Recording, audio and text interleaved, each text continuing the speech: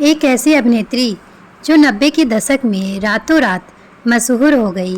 फिल्मों से दूरी बनाने वाली यह अभिनेत्री अपने पहली फिल्म में ही ऐसा जादू बिखेरी कि बड़े बड़े प्रोड्यूसर्स को उनके घर के बाहर लाइन लगाना पड़ा। एक्ट्रेस बनने के बाद क्यों उन्होंने सब कुछ छोड़ साध्वी बनने का निर्णय किया? आखिरकार ऐसा उनके साथ क्या हुआ कि वह 30 दिनों तक कोमा में चली गई? डॉक्टर्स ने क्यों कहा कि वह अब कुछ दिनों की मेहमान है? डॉक्टर्स के जवाब देने के बाद भी कैसे वह इतने सालों तक जिंदा रह गई?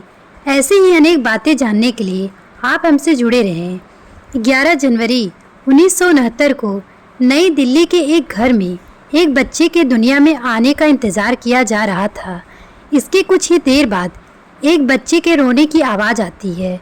बधाई हो, आपके घर में एक बेटी का आगमन हुआ है। जिसके बाद परिवार के सदस्यों ने उसका नाम रखा अनीता, अर्थात अनीता अग्रवाल, जिनके पिता का नाम रमेश प्रकाश आर्य, जो वायुसेना में कार्यरत थे, और उनकी मां उर्मिला आर्य गृहिणी थी। अनीता पढ़ने में काफ़ी होशियार थी। इसके साथ ही वह स्कूल के फंक्शन में भी बढ़ चढ़कर हिस्सा लिया करती थी। क्लास 8th में उन्होंने स्कूल के थिएटर में पार्टिसिपेट करना शुरू कर दिया था। उन्हें नाटकों के लिए कहानियाँ लिखना भी पसंद था। स्कूली शिक्षा पूर्ण होने के बाद वह दिल्ली के विश्वविद्यालय से समाज शास्त्र विषय से पढ़ाई की। वह अपने कॉलेज की गोल्ड मेडलिस्ट छात्रों में से एक थी। कॉलेज की पढ़ाई करने के बाद वह मुंबई गई। उन्हें नाटक में हमेशा से रुचि रहा। इस वजह से वो एक थिएटर में नाटक देखने गई। वहाँ पर उनकी मुलाकात एक महिला से हुई।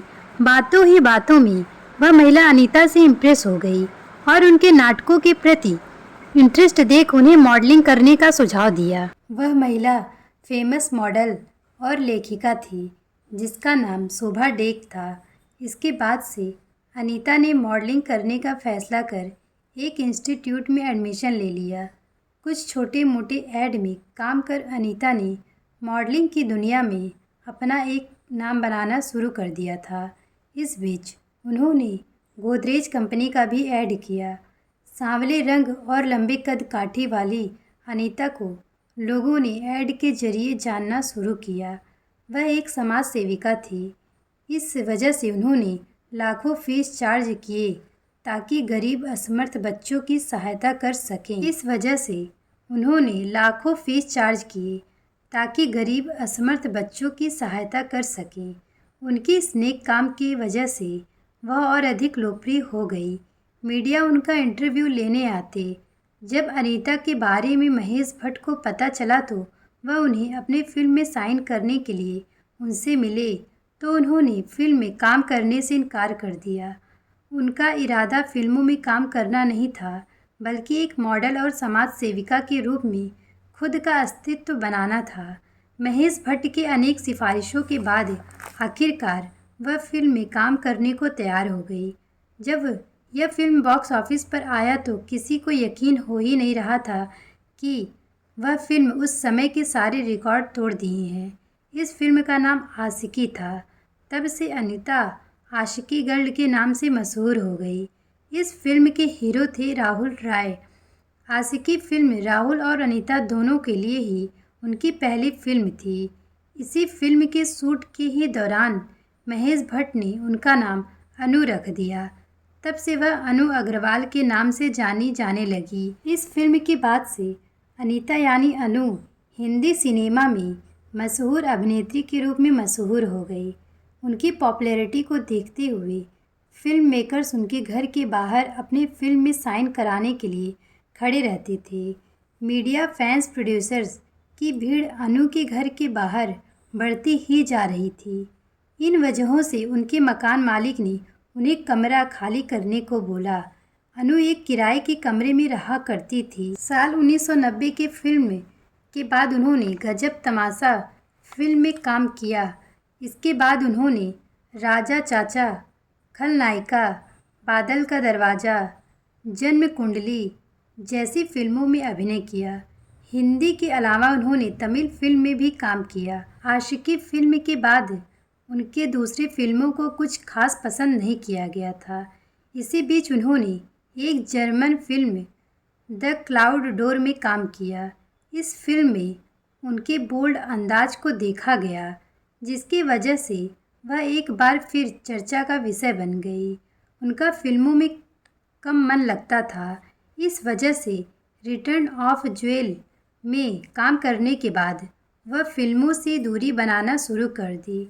इसके बाद योगा व साधना की तरफ आकर्षित होने लगी। अब वह एक साध्वी बनना चाहती थी। इसके लिए उन्होंने एक बार फिर अपना नाम बदलकर आनंद प्रिया कर लिया। वह साध्वी बनकर अपने जीवन में सुकून महसूस कर रही थी। फिर कभी फिल्मों में न जाने का निर्णय कर वह योगा और साधना में लीन होती जा रही थी। तभी अचानक मुंबई से उत्तराखंड जाते समय उनका कार एक्सीडेंट हो गया। यह एक्सीडेंट इतनी भयानक थी कि आसपास के लोगों ने मान लिया था कि वह जिंदा नहीं होंगी। उनको कार से बाहर निकाला गया तो उनका चेहरा पहचानना मुश्किल हो गया था। किसी ने उस वक्त पहचान नहीं पाया कि वह फेमस एक्ट्रेस अनु अग्रवाल हैं। तभी उनकी चलती सांसों को देख लोग उन्हें अस्पताल ले गए। उनके शरीर पर बस चोट के निशान थे, हड्डियां टूट चुकी थी, चेहरा जख्मी हो चुका था। उनका इलाज शुरू किया गया। डॉक्टर्स द्वारा उनका ऑपरेशन किया गया। कई घंटों के ऑपरेशन के बाद भी उनकी हालत में सुधार नहीं आ सका और वह कोमा में चली गई। उनके परिवार को डॉक्टर्स ने बता दिया कि अब वह अधिक समय तक जिंदा नहीं रह सकती।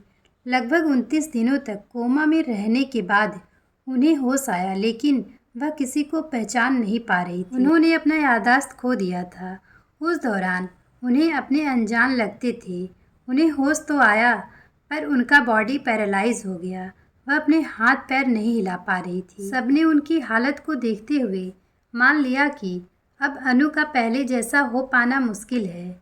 लेकिन अनु की इच्छा शक्ति ने सबको गलत साबित कर दिया।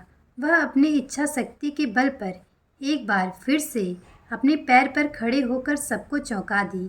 यह उनका दूसरा जन्म था, जिसमें उन्होंने मौत को धोखा देकर एक नई जीवन हासिल की। वह पहले जैसे चलने फिरने तो लगी, लेकिन उनके चेहरे को पहले जैसा नहीं किया जा सका। उनके ठीक होने में योगा ने उनका काफ़ी साथ दिया। इस वजह से वह योगा को अपने जीवन में आत्मसात कर ली और एक फाउंडेशन खोली, अनु अग्रवाल फाउंडेशन, जिसमें वह जीवन के दुखों से छुटकारा दिलाने के लिए लोगों को योगा सिखाती हैं। उन्होंने कभी शादी नहीं की और अकेले अपने जीवन में खुशहाल तरीके से रहती हैं। भले उन्होंने शादी नहीं की, लेकिन खबरें ऐसी फैली कि वह रिक नाम के एक लड़के से प्यार करती हैं, जिससे वह शादी करके सेट होना चाहती थी। आशिकी फिल्म के बाद आशिकी 2 फिल्म भी आई, जिसमें श्रद्धा कपूर और आदित्य राय नजर आए हैं। यह फिल्म भी सुपरहिट रही। आशिकी 1 की तरह आशिकी 2 के गाने को भी खूब पसंद किया गया। एक इंटरव्यू के माध्यम से अनु से अपने एक्सीडेंट से जुड़े कुछ बातें साझा की थी। उन्होंने कहा कि एक्सीडेंट के बाद डॉक्टर ने उनके माता पिता से कहा कि वह अब 2 साल तक ही जिंदा रह सकती हैं, लेकिन शायद मेरी किस्मत में ठीक होना लिखा था। इस वजह से मैं ठीक हो गई। मुझे कुछ भी याद नहीं था, मुझे सब कुछ सिखाया गया। मैं इस जीवन को अपना दूसरा जन्म मानती हूँ। इसके साथ ही जब उनसे उनके लाइफ में किसी के न होने की बात पूछी गई तो उन्होंने बताया कि वह किसी को डेट कर रही हैं और वह वही लड़का है जो उनके लाइफ में पहले से था, उनका बॉयफ्रेंड। वह मानती हैं कि उनका रिश्ता पहले से भी गहरा हो गया है। जब उनसे शादी करने पर प्रश्न किया गया तो वह बताती हैं कि वह शादी में विश्वास नहीं करती हैं। वह म्यूजिक को अपना बेस्ट फ्रेंड मानती हैं। अनु अग्रवाल की जीवनी आपको कैसी लगी, हमें कमेंट करके बताएं। अगर वीडियो पसंद आया हो तो लाइक सब्सक्राइब करना न भूलें।